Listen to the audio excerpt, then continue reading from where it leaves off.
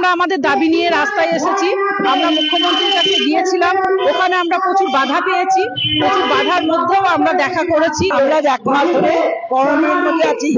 এই করোনার দিন আমাদের যে সরকার সে মানছে না, যে না মানার জন্য আজকে আমরা এখানে এসে সবাই মিলে উঠে পড়তে হয়েছি। মাসিক বেতন 15,000 টাকা করতে হবে, সেটা যতক্ষণ পর্যন্ত না আমাদের দেওয়া হবে ততক্ষণ আমাদের আন্দোলন। 21শে জানুয়ারি আমাদের স্বাস্থ্য ভবন অভিযান প্রতিহত করার জন্য যে পুলিশি বর্বরতা আমাদের আন্দোলনে নেমে এসেছিল, সেই পুলিশি বর্বরতার বিরুদ্ধে আমাদের ধিক্কার জানাতে আমরা এখানে বিক্ষোভ অবস্থান করছি।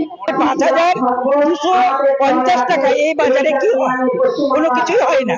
সেই কারণে আমাদের দাবি ছিল আমাদের সরকার আমাদের এই 15,000 টাকা সামান্য দাবিটুকু মেনে নেবে, কিন্তু তারা সেটা না মেনে আমাদেরকে পুলিশ ব্যারিকেড দিয়ে মানে বাধা দেওয়া হয়েছে। সেই কারণে 21শে জানুয়ারি আমরা সেখান থেকে ঘুরে এসেছি। আসার পরে আমাদের কর্মবিরতি এখনো চলছে। আমাদের যে মিনিমাম ওয়েজ, আমাদের মূল ভাতা মানে সেটা বৃদ্ধি করে 15,000 টাকা করতে হবে।